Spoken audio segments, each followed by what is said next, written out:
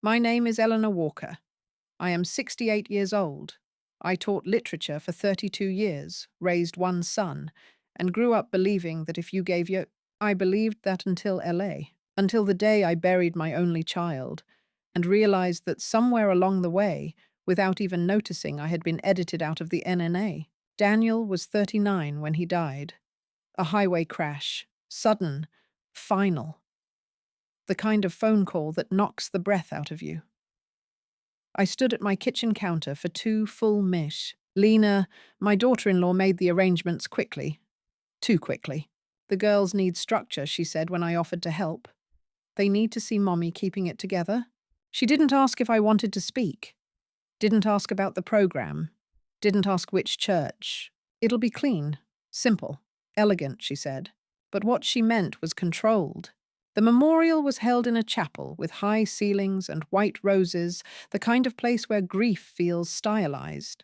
I arrived 10 minutes early and still found myself seated in the third pew. The front rows had already been claimed by Lena's family, her mother, her sisters, her wine club friends. I was handed a program by an usher who called me ma'am.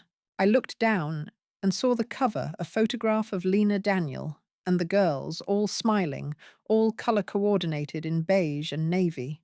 No mention of Daniel's childhood. No old photos. No acknowledgement of the decades before Lena entered the picture. I told myself not to overreact. Not today. Not here. I sat down and folded the program in my lap. The service was brief. Eulogies from co-workers. A poem from Lena's sister. A slideshow that began with a photo of Daniel in graduate school, as if life had started at 24. No photos from high school. None from our first apartment with the cracked tile floors. None from the road trip we took across New England, just the two of us after his father died. I felt myself slipping from view. I clutched my purse harder. But nothing prepared me for what happened next. The reception was held in the church hall. Polished floors, finger food, quiet string music playing from a Bluetooth speaker. People lined up to hug Lena to compliment her strength, her poise. I stood quietly near the back, sipping lukewarm tea from a paper cup. Then I heard Lena's voice rise above the room. "Before everyone leaves," she said, smiling like a hostess at a benefit gala, "we have a little something to remember Daniel by." She gestured to a long table near the windows. Dozens of silver frames sat neatly in rows, each wrapped in tissue paper. "As many of you know, Daniel treasured family," she said. "He wanted the girls to grow up surrounded by love, by legacy. So we've had portraits made, one for each of you. A piece of what meant most to him." People began walking toward the table. I followed, slowly, hesitantly. I picked one up, peeled back the tissue. Daniel, Lena, the girls. No, me. I picked up another. And another. Same. My throat went dry. I looked around. No one else seemed fazed. Smiles. Nods. Someone even said, "Oh, this is just beautiful. What a perfect keepsake." I turned to Lena, who was already posing for photos with a few extended relatives, their portraits tucked under their arms. I approached her, my hands shaking, my voice careful. "Lena," I said softly, "can I ask, why wasn't I included?" She tilted her head slightly. "What do you mean?" "In the portraits," I said. "I'm not in any of them." "Oh," she said, "we wanted something current, something that reflects the family as it is today." "But I'm his mother," I said. "I raised him." She smiled gently, but there was steel beneath it. "Of course you did, and will always be grateful." But this was about honoring his world, the one he built. That was the moment. The moment I realized this wasn't accidental. This wasn't grief blindness. This was deliberate. She hadn't forgotten me. She had removed me. I stood frozen for several seconds. I didn't know whether to scream or cry or collapse. Instead, I turned toward the room and said more loudly than I meant to, "Has anyone here ever been erased while still alive?" A few people turned. A murmur rippled. One woman, an old friend of Daniel's from undergrad, raised an eyebrow, but said nothing. I caught her gaze and added quieter now. Not pushed out with cruelty, just rewritten, edited out, like you were never part of the picture. There was a beat of silence. Then a voice behind me, an older woman I didn't know, said yes. Just that. One word. But it cracked something open. She stepped forward, slowly touched the frame in her hands, and said, "It happened to me when my son married, too. One day you're helping pick his school shoes. The next, you're a footnote." Others began to nod. No one raised their voice. No one made a scene. But I saw it, that flicker of shared experience. And that's why I'm telling this story. Because we don't talk about these quiet erasures. We don't talk about what it feels like to be replaced, not by someone better, just by someone newer. We don't talk about the grief that comes before death, the grief of being slowly written out while still alive. So if you've been through something like this, if you've felt your presence quietly reduced until it no longer fits the frame, please share it in the comments. Not just for me, but for the women standing at their own memorials watching strangers walk away with a version of their family that doesn't include them. I left the church alone. I didn't take a portrait, but one had been slipped into my bag anyway. A final insult, or perhaps a souvenir. I placed it face down on the kitchen table when I got home, and stared at the back of the silver frame like it might eventually tell the truth. What I didn't know then, what I couldn't possibly have imagined, was how far she'd already gone to erase me, and how much further she was still willing to go. When I was a young mother, people used to say Daniel was a gentle boy, sensitive, quiet, the kind who brought home stray animals and cried during movies. He was like that well into adulthood, a calm presence in a stormy world. But looking back now, I wonder if that gentleness, that reluctance to make waves, was the very thing that allowed everything to happen so slowly, so quietly. Because what happened between Lena and me didn't begin at the memorial. It didn't even begin when Daniel died. It began years ago in moments so small, I almost didn't notice them. The first time I met Lena, she hugged me with both arms tightly, warmly. I remember thinking she was too good to be true. She called me Mrs. Walker at first, but when I insisted on Eleanor, she said, "Of course, Eleanor, you're family now." But even then, her smile had layers. Her compliments carried static. At their engagement dinner, I gave Daniel a gift, a framed photo of the two of us at his high school graduation. He beamed. Lena looked at it and said, "Oh, cute. That hair, though." Daniel? Yikes. Everyone laughed. I laughed too. But inside something curled. The next day, I found the frame upside down in the guest bedroom. I thought maybe it had fallen. I fixed it. But a month later, I noticed it was missing altogether. Daniel said he had packed it away. "Too many frames out," he explained. Lena's a minimalist. That was the first frame she removed. But it wouldn't be the last. Lena was never overtly rude. That was her brilliance. She was efficient, elegant, always just a little too busy to be careless and a little too precise to be challenged. She said things like, "Let's keep it simple, let's modernize," or "That's not really how we do it anymore." She wasn't attacking tradition. She was phasing it out, slowly, strategically, and I let her. I remember one Thanksgiving I had offered to host, as always. I started planning the menu, wrote out place cards, even ordered Daniel's favorite sweet potato pie from the bakery across town. 3 days before the holiday, Lena called. "Oh, I forgot to mention," she said breezily. "We're doing it here this year. The girls are more comfortable at home. I asked if I could bring anything." She paused. "Maybe just wine or Pinot would be lovely." I brought the pie anyway. She didn't serve it. When I asked about it, she said, "Oh, I thought it was for us to enjoy later. The girls don't eat sweet potatoes." But Daniel loved it. At least, he used to. At first, I made excuses for her. She's young. She's overwhelmed. She's building her own traditions. But the traditions only disappeared on my side.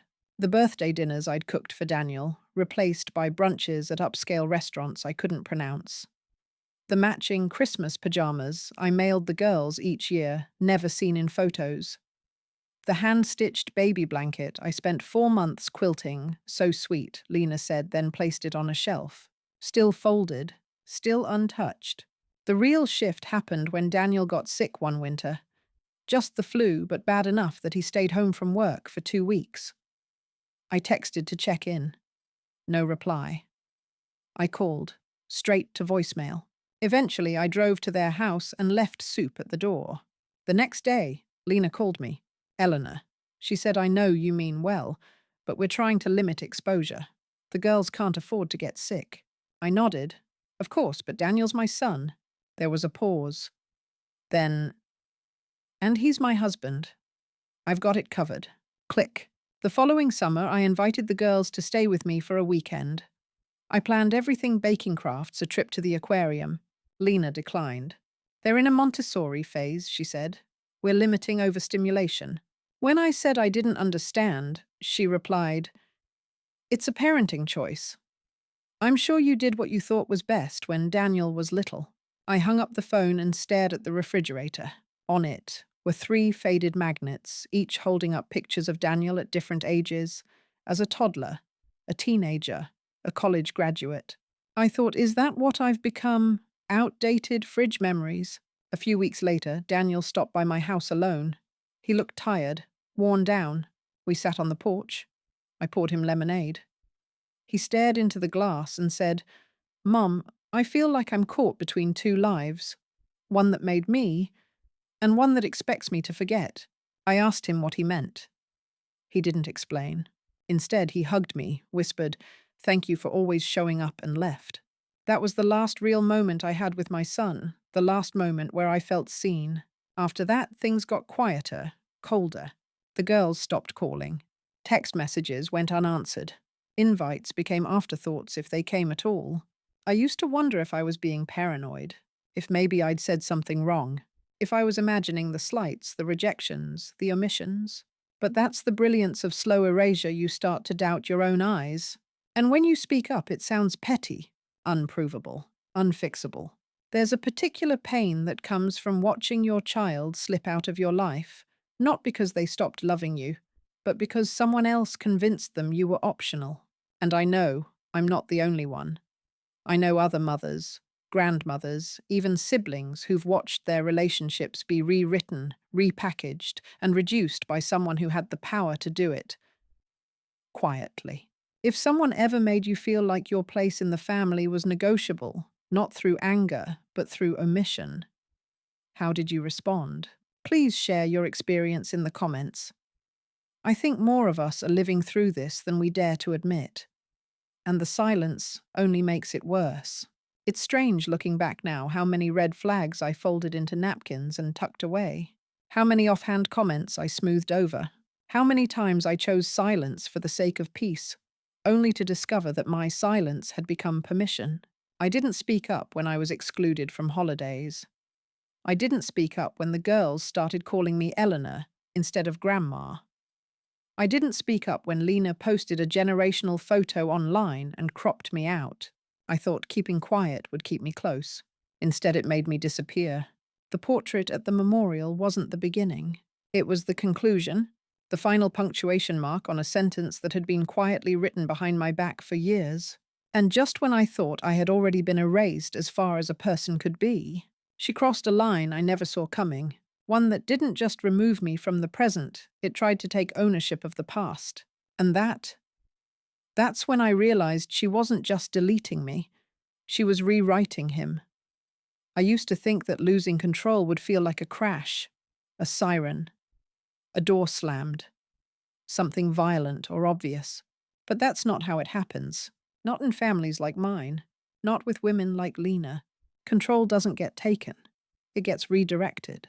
Away from you, slowly, efficiently, until you wake up one day and realize everything you once held, every right, every routine, every piece of yourself has quietly been reassigned.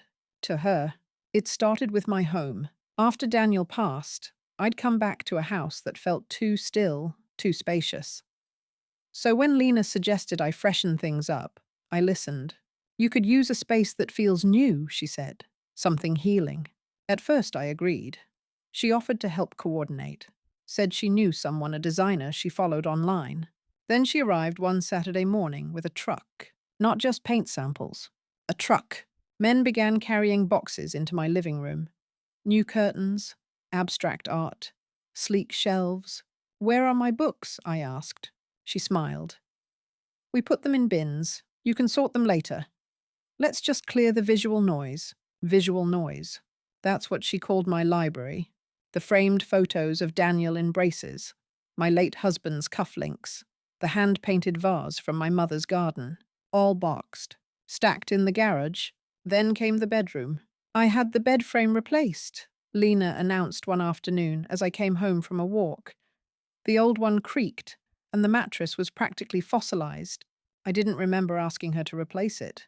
It's orthopedic, she added. Good for your posture.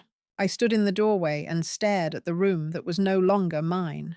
No lace, no quilt, no familiar scent of lavender, just clean lines and cold light. I tried to find my slippers. Gone. My nightstand books. Gone. She'd even moved my tea kettle from the bedside tray. I opened the top drawer. Empty. You can't just replace my things without asking, I said, trying to keep my voice level. She tilted her head. I thought you wanted help. You said you were overwhelmed. I said I was grieving. Exactly, she said gently, and I'm helping you move forward. But it didn't feel like forward. It felt like I was being moved out, one small decision at a time. I started writing lists. Grocery items, appointments, questions I needed to ask. I felt like I couldn't hold things in my head anymore. I wondered, was I forgetting more than usual? Was I being difficult? Was I, as Lena once said, with a too-sweet smile, struggling to adjust? Then the mail started going missing. First it was a bank statement, then a birthday card from my cousin, then a letter from the DMV about my car registration. I haven't seen it, Lena would say. Are you sure it arrived? Eventually I called the bank to check on a deposit. They said I'd recently changed my address. I hadn't. I asked where the new address was listed. They gave me Lena's. I confronted her. Oh, that, she said, not even blinking. I had them forward everything here so I could help sort bills. You seemed stressed last time. I never asked you to do that. You didn't have to, she said. I'm here for you. I went into the garage, opened one of the sealed boxes labeled Eleanor Misk. Inside, my financial folders, my old checkbooks, my tax files, all organized, color-coded. Each envelope had a sticky note, duplicate, scanned, shredded, expired. I felt my stomach twist. Shredded. Without my permission, I tried calling Daniel's old accountant to get things clarified. Hi, Eleanor, the receptionist said. We've been communicating with Lena. She's been handling your documentation. My documentation? Wait, I asked who authorized that. Pause. Lena provided power of attorney paperwork after Daniel passed. I froze. I never signed anything. The receptionist hesitated. Well, I'm not sure how to answer that. That night, I pulled out a notebook and began writing down every strange thing that had happened in the past few months. House redecorated without consent. Mail redirected. Financial access changed. Legal documents altered. Medication changed. Lena had switched my daily vitamins. Phone contacts missing, Daniel's old voicemail gone. As I wrote, my hands began to shake. This wasn't just help. This was removal. The worst part, I had allowed it. I had nodded when she offered help. I had smiled politely when she repainted my walls. I had said thank you when she brought me soup I later found out was ordered online and labeled with my dietary restrictions. She had studied me, and she had made a plan. I sat on the edge of the bed that wasn't mine anymore and stared at my hands. They looked smaller, less certain, and in that moment I questioned myself. Was I overreacting? Was this grief making me paranoid? Or was I truly being dismantled? That's when I remembered something Daniel once told me years ago during a rough patch in his marriage. She always says she's helping, he whispered. But sometimes I feel like I'm being managed, like a project, like a liability. It made me want to ask every woman watching this now, have you ever had someone help you into silence, into invisibility? If so, how did you recognize it? And how did you stop it? Please share in the comments, not for sympathy, but so that others can learn the signs before it's too late. Because what Lena was doing wasn't caregiving, it was curation, and I was being curated out. The final straw. The photos. One morning, I went to find the old photo album, the one with the scalloped edges and handwritten notes. My baby shower. Daniel's first haircut. His first drawing a blue blob he insisted was mommy. Gone. Where's the photo album? I asked Lena. She blinked. Oh, I scanned it. The paper was disintegrating. I saved the important ones.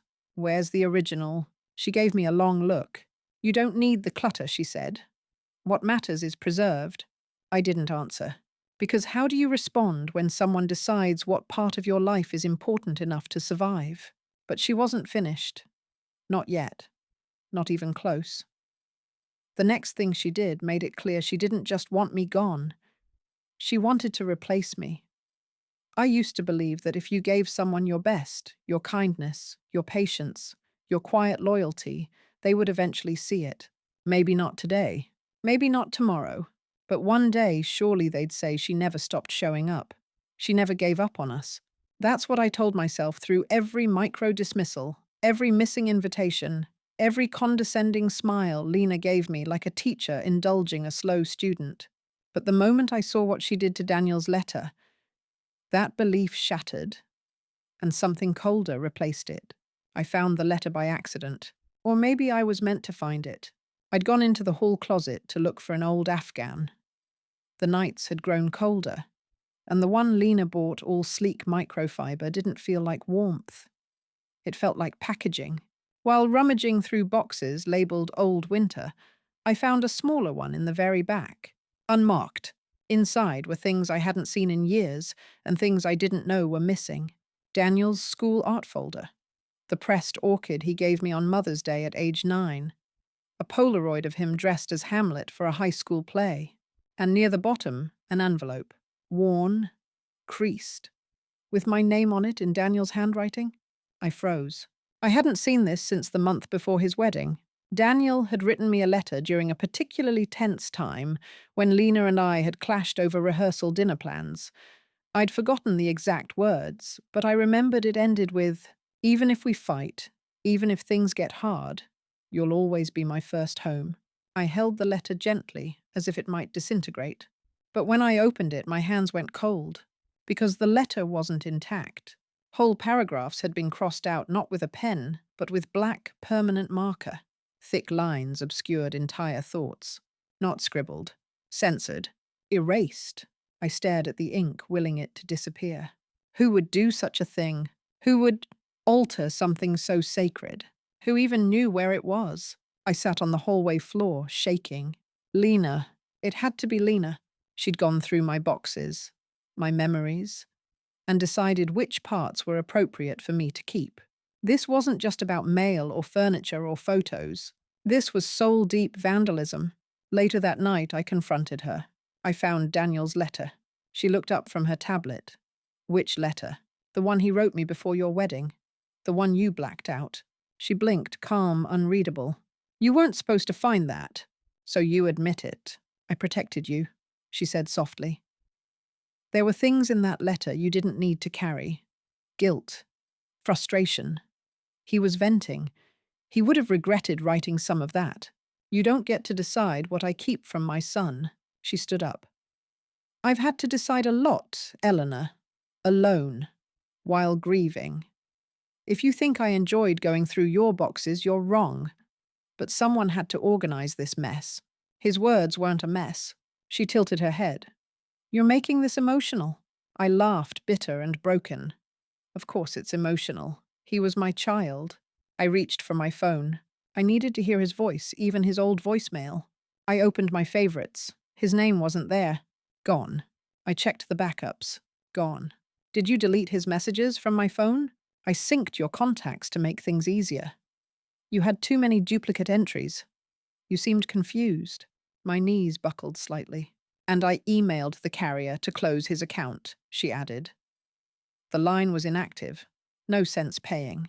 That's when I felt it a loss even deeper than death. I hadn't just lost Daniel in the car crash. I was losing him in every memory Lena rewrote. She was severing the threads one by one, until there would be nothing left that connected us. No photos, no notes, no voicemails, no letters. Just her version of him. her version of me, and silence. Later that week, Ruth, my late husband's sister, visited. We sat on the back porch, quiet. I showed her the letter. She read it, said nothing for a long time, then folded it gently. "She's trying to erase your motherhood," Ruth whispered. I nodded. "She can't," she added. "You were there. For every scraped knee, every lost tooth, every spelling bee and fever and heartbreak." I clutched the letter in my lap. "Then why does it feel like she's succeeding?" Ruth looked me in the eye. "Because she's the only one left to tell the story." That sentence cut deeper than any insult. Because it was true. Without Daniel, the only voices left were hers and mine. And if mine kept getting quieter, hers would become canon. I didn't sleep that night. I walked the halls of a home that didn't feel like mine anymore. I passed by rooms where Daniel once laughed, once cried, once played chess with my late husband. I wondered, when did I stop defending my place here? Why did I think silence would protect anything? And so I ask you truly, as someone who now understands the quiet devastation of being managed out of your own family, when the people closest to you stop defending you, what would you do? Have you ever reached a moment where you realized you were alone in the fight, to remain part of a legacy you helped build? Please share your truth in the comments. It might give someone else the courage to speak before it's too late. I folded Daniel's censored letter, and for the first time in my life, I considered walking away, not from grief, but from the idea that I still had a family. But what she didn't count on was that I still had one person on my side, and that person was about to change everything. It's strange how often life-altering truths arrive not from those closest to us, but from those watching quietly from the sidelines. We expect betrayal to come from enemies and salvation from family, but sometimes it's the mailman who notices your bruises, the waitress who hears what your husband mutters under his breath, or in my case, a woman I had nearly forgotten existed who turned out to be the only person willing to tell me the truth. Her name was Claire Martin. I hadn't seen her in over 10 years. She'd once worked with Daniel. They were part of the same research team at the university's ethics department. I remembered her vaguely from a few Christmas parties, wire-rimmed glasses, dry with a fondness for raspberry pie. We hadn't spoken since Daniel's wedding, and yet, out of nowhere, she showed up at my door with a reusable grocery bag, a peach cobbler, and a look on her face that said, "I know something I wish I didn't." "I debated coming," she said as I opened the door. I wasn't sure if it was my place, but then I saw your face at the memorial. I let her in without a word. She sat at my kitchen table, untouched pie in front of her, and clasped her hands tightly together. "Daniel and I weren't close in the end," she began. "But for a time we were friends. Real friends. And when I say friends, I don't mean the kind who like each other's vacation photos. I mean the kind who stay late after meetings and talk about their parents and marriages and fears. The kind who say things they wish they hadn't said later. I poured tea. I sat. I waited. Claire looked me straight in the eyes. "He was scared, Eleanor." "Scared of what?" She didn't blink. "Of her. Of Lena." My stomach dropped. "He never said it outright," Claire continued. "But he'd make these offhand remarks like, 'I can't say that at home,' or 'better delete this before Lena checks my email.' He joked a lot. But there were moments where it stopped sounding like jokes." She reached into her bag and pulled out a folder. "I've been holding on to this," she said. "I didn't think I'd need it. But after what she did at that memorial," she slid the folder across the table. Inside were several printed emails, all from Daniel. Time-stamped, archived, all marked with the subject line, "Draft don't send." The first was dated 6 months before his death. It began, "Claire, I need to get this off my chest.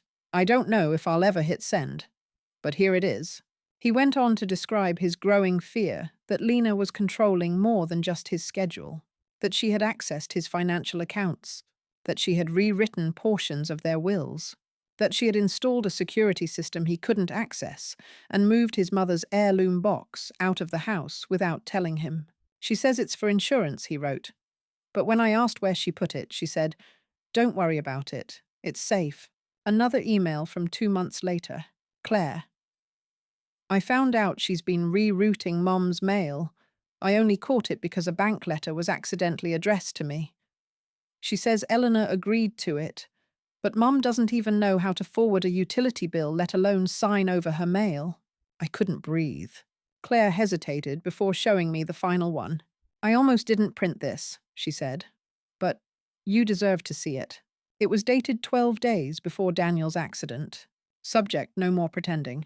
In it, Daniel wrote, I'm starting to feel like a supporting character in my own life. Lena curates everything, the girls' memories, our photos, even how we grieve. Mum's been erased from our story, and I let it happen. Not because I wanted to, but because it was easier than fighting her. I don't know who Lena is anymore. I don't know who I am anymore either. I'm tired of nodding, tired of smiling. I'm thinking of rewriting the will. I read it twice. Then a third time. The room spun. You knew this, I whispered. Claire nodded. Not all of it, but enough to be sick when I saw her hand out those portraits. The woman who wrote those emails didn't lose her husband. She gained his silence. I stood up from the table, walked to the window.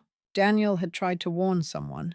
He'd tried to leave a breadcrumb trail, but Lena had moved faster. And suddenly so many things made sense. The letter that had been blacked out, the missing heirlooms, the deleted voicemails, the sudden power of attorney, the controlled narrative at the memorial. She hadn't just erased me. She'd been preparing the story for herself all along. Why are you telling me this now? I asked Claire. She exhaled. Because I've seen what happens when women like her are allowed to keep control. People like you are painted as crazy, grieving, confused. And I didn't want to be another bystander who said nothing. Her voice broke then. Daniel was a good man, and he deserved better. There's a moment when someone hands you truth so sharp, it cuts through everything else, grief, politeness, fear. That's what Claire did for me. She didn't just open a folder. She reopened my voice. And if you're watching this now, I need to ask you something. Do you believe outsiders sometimes see the truth clearer than family? Has a friend or acquaintance ever shown you something that made you rethink everything you thought was solid? Please share in the comments. Because sometimes the clearest reflections come from people standing just outside the frame. I hugged Claire goodbye that night, not because I knew what I'd do next, but because for the first time in months, someone had confirmed what I feared most. I wasn't crazy. I wasn't confused. I had been silenced. That conversation would change everything I thought I knew, and it would become the first step in reclaiming the life she tried to rewrite. I know what they think of me. I saw the stares at the memorial. I heard the murmurs after I handed out the portraits. I could almost read their thoughts. How could she exclude Eleanor? As if the woman they remembered was the woman I lived with. They forget that grief doesn't erase truth. It only magnifies it. And the truth is, Eleanor Walker was never the victim in our story. Not in my version. My name is Lena Marlowe. And before I became the woman who erased the mother-in-law, I was a girl who learned very young what it means to be invisible. My mother raised me alone in a studio apartment where we counted cans and re-washed foil. She worked 3 jobs, and I raised myself. There were no home-cooked meals, no bedtime stories, no heirlooms or holiday china. We survived. That was our legacy. So when I met Daniel, charming, decent, educated, he looked like salvation. But what no one warned me is that when you marry a man raised by a woman like Eleanor, you don't just marry the man, you marry the expectations. Eleanor made it clear from the start that she didn't think I fit. She never said it directly. That wasn't her style. But she spoke volumes with her silence, her sideways glances, her faint smiles when I mispronounced Balthazar at brunch. When I brought my mother to dinner, Eleanor greeted her with a tight smile and called her Maureen, even though her name is Monica. She asked Daniel in front of everyone if I grew up around books. She gave us a framed wedding photo with only her side of the family included in the matting. That was her specialty, refined exclusion. After we were married, I tried. I really did. I invited her to baby showers. I asked her to stay for the girls' birthdays. I even offered to let her host Christmas once, but she always made it about her turkey, her decor, her way of folding napkins, her son. Always her son. Daniel would change his tie 3 times before seeing her. He once asked me not to serve salmon because Mum thinks it's too strong a flavor. He'd say things like, "Just don't mention the nanny." Mom thinks kids should only be raised by family, so we began editing ourselves around her. Until the edits became deletions. The year Daniel got sick with the flu, I took care of him alone. Eleanor showed up uninvited with soup. She rang the bell 4 times in 3 minutes. When I didn't answer because Daniel was vomiting and the girls were crying, she called him 12 times. Later, she left a voicemail asking if I was keeping him from his own mother. Daniel played it for me. That night, I deleted it. They say people reveal themselves during loss. But Eleanor had been revealing herself the whole time. I was just too afraid to look directly. She wanted control of her son's memory, of her grandchildren's childhood, of my house, my holidays, my life. So when Daniel died, I had a choice. Preserve her version of our family, or protect the one I was left to raise. I chose the latter. And yes, I curated the memorial. I designed the portraits. I left her out, not to be cruel, but because grief gave me clarity. Daniel was mine for 14 years. He was hers for 18. And then he left her. Chose me, chose us. I didn't black out the letter to hurt her. I did it to protect Daniel. There were things in that letter he regretted writing, I know, because he told me. He was angry, caught in the middle. He hated confrontation. He asked me once, if anything ever happens to me, please manage the memories. That's what I did. I managed. Because someone had to. And yet I still hear the whispers. She went too far. She made it all about herself. She deleted his mother. But let me ask you something honestly. If someone had quietly undermined your marriage, disrespected your parenting, and guilted your husband into submission for over a decade, would you still give her the front row at his funeral? Would you still frame her as matriarch when she had never truly accepted you as part of the family? Would you? Because if the roles were reversed, if Daniel's father had made me feel this way, would anyone judge me for protecting my daughters from him? Or is it only shocking because it's a mother-in-law? So tell me honestly, do you think I was wrong? Or was I just doing what no one else had the courage to do? Leave your thoughts in the comments. Be honest. I can take it. And maybe someone out there needs to hear they're not the only one who drew a line. I don't expect people to understand, especially those raised with mothers who smiled and baked and never crossed boundaries. But I wasn't. I was raised to survive. And when you've lived most of your life trying to be seen, you don't apologize for claiming space when you finally have it. I used to worry about what Eleanor would say. Now I wonder what she'll do, because I can feel it, she's waking up. And I'm not sure which version of her is coming next. She thought I wouldn't notice the shift. But I know that look. The one that says, I'm not done, and neither am I. I used to think that dignity meant quiet, that if you carried your pain with grace, eventually anyone would acknowledge it, respect it. But I was wrong. Dignity without defense isn't grace. It's a silence people learn to erase. After Claire left my house, I didn't sleep. I reread Daniel's emails.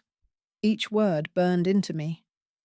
I paced the living room until the sun rose, listening to the same voicemail Claire had recorded from Daniel, his voice shaky, saying, I don't want Mum to disappear.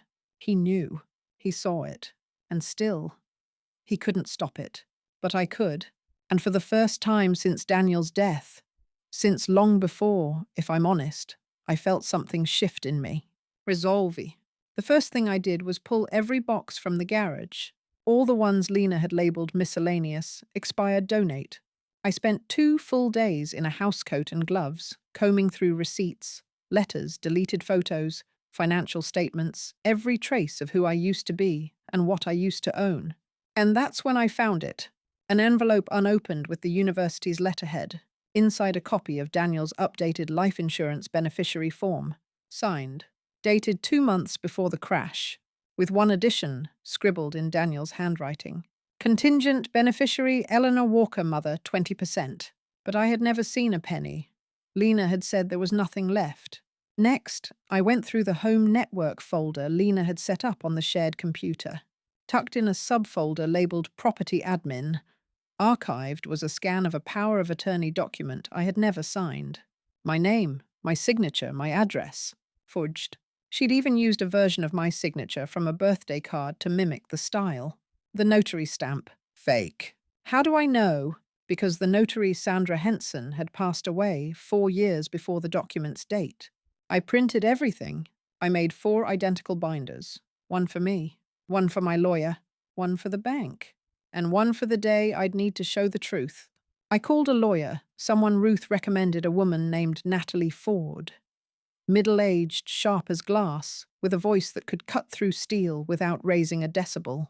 She looked over the binder and said, "This is more than enough." I expected her to be surprised, outraged. But she wasn't. She was calm, because she'd seen it before. This kind of manipulation happens more often than you'd think, she said. Especially when an older woman is polite, quiet, trusting. She paused. And especially when the one doing it knows exactly how to look like a caregiver while acting like a controller. I sat back in her office chair, fingers shaking. Not from fear, but from the flood of truth and the slow, steady rise of something stronger than sadness. Clarity, Natalie asked me gently. Do you want to pursue charges? I want to reclaim my place, I said, and protect my son's legacy. She nodded. Then we start here. Over the next 2 weeks, I did what Lena never expected. I documented everything. I filed for a full forensic audit of Daniel's accounts. I sent a request to the Department of Social Services to investigate misuse of power of attorney. I contacted the university about Daniel's insurance payout, and I requested the guest list from the memorial because I had a feeling someone else had seen what I saw, and stayed silent. And then I reached out to someone I hadn't spoken to in years, Deborah Collins, Daniel's first love. They'd stayed in touch, platonically, Daniel had insisted. She was married now, lived out of state. But I remembered how fond he was of her, how deeply she knew him. And Deborah, she had emails too, not about Lena, about Daniel's growing guilt over how he'd let things drift between us. I don't know how to fix what Lena has done, he'd written, but I know I don't want my daughters growing up thinking my mother didn't matter. That was the sentence that broke me open, because that was the boy I raised, and he was still in there even at the end. I printed that email and slid it into my final binder, page 1, so that no matter what Lena said, Daniel's words would always come first. I want to pause here and ask you something. Have you ever reached your limit, the exact moment where pain stopped feeling like pain and started feeling like purpose? If so, what did you do next? Did you stay silent, or did you finally say enough? Please share it in the comments. Someone else might need your strength right now. I know I did. The last thing I did, I called Lena. I told her I'd like to have dinner. Just the two of us. Neutral place. She agreed. Too easily. She wore beige like always. Minimal jewelry. A face that looked like it had already rehearsed the story she was about to tell. I didn't bring the binder. I didn't bring accusations. Just one thing. A single printed photo of Daniel and me from when he was 5, covered in paint, holding a messy Mother's Day card, grinning with gap teeth and glue-sticky fingers. I slid it across the table. She looked at it, blinked. "What is this?" she asked.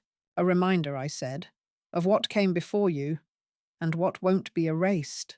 She didn't speak. Neither did I. But in that silence, the balance shifted, because I was no longer asking for space in the narrative. I was writing my own. What I did next would make sure she never controlled the story again. And this time, the whole room would hear it. I had spent most of my life believing that if you spoke the truth, gently, people would listen. That if you gave others the benefit of the doubt, they would one day return the favor. But the truth is, silence doesn't make people curious. It makes them comfortable. And comfort was the very thing that had allowed Lena to sculpt the story of Daniel's death and my erasure without question. Until now. I planned the confrontation carefully. I didn't want revenge. I wanted clarity. For myself. For my granddaughters. For every person who had nodded politely when Lena called herself Daniel's only family. So I did what Lena never expected. I invited everyone to brunch, the same circle that had gathered after Daniel's memorial. Lena's sisters. her mother, a few of Daniel's closest friends, Ruth, Claire, even Daniel's old boss from the university. The invitation read, "I'd like to honor Daniel again, but this time fully. We met in the garden courtyard of a local inn. White linen tablecloths, lemon water, too many pastries. Lena showed up last as I knew she would. She wore dove grey, a color that screams neutrality. But her eyes gave her away. She was ready for a speech, a toast, a sentimental gesture. What she wasn't ready for was the binder. I didn't open with accusations. I opened with a photo. Daniel, age 10, with cake frosting on his nose, a party hat, sitting on my lap. "I just want to share a few memories," I said, placing the photo upright. Then I opened the binder. The room shifted. I began with the letter, Daniel's own words, from the email Claire had saved. His acknowledgement that he'd let Lena rewrite the narrative. His plan to update the will. His fear that I would disappear from his daughters' lives. Then I laid out the altered power of attorney, the life insurance payout form, the mail forwarding, the notary stamp from a woman who had died before the document's date, the digital deletion logs, even the blacked-out letter she thought I'd never find. Lena's smile tightened. She interrupted only once. "I think this is deeply inappropriate." I raised my hand gently. "So was handing out portraits of my family without me in them." Silence. I turned to the guests. "I don't share this to punish," I said. "I share this because grief doesn't give anyone the right to edit history. And because if I don't speak now, the next generation, my granddaughters, will only know the version of the story that made me vanish." One of Daniel's friends, Adam, looked visibly shaken. He spoke quietly. "I always wondered why he stopped inviting his mom to game nights. I figured they'd grown apart." Ruth added, "I was told Eleanor was overwhelmed and didn't want visitors. Now I know better." Lena stood. She didn't yell. She didn't cry. She simply said, "This is character assassination." I looked her in the eyes. "No, this is character recovery." Then I turned to the group and said something I had never dared to say before. "If you were in my place, erased, overwritten, lied about, would you have stayed quiet this long?" There was a pause. Then a voice from across the table, Claire's, said, "No, I would have spoken up years ago. I want to stop here and ask you the same thing. If you were in that room, if it were your story being rewritten, would you speak up, or would you stay silent to avoid being inappropriate? Leave a comment below, because someone else might be choosing silence right now, and your voice could give them permission to speak." Lena left early, without a word, without a plate, without taking the binder I had printed for her. But as she stepped away from the courtyard, her phone buzzed. She looked at the screen, froze, then turned back, just for a moment. Her lips parted, but she didn't speak, because she'd just seen the name on the notification, Natalie Ford, excuse the attorney. The legal battle had only just begun, and this time I had all the proof she never thought I'd find. It's one thing to be silenced emotionally. It's another to be erased on paper. I had lived through both, and now it was time to rewrite what she thought was final. My lawyer, Natalie Ford, moved swiftly once we filed the case. On advice, we chose to file in Santa Clara County, California, where Daniel had maintained his residence and where state law offers some of the most robust protections against fraud in family inheritance, elder abuse, and financial misconduct, specifically under California Probate Code FABR 850. Any person who wrongfully takes property belonging to an elder or their estate may be ordered by the court to return the property and pay damages.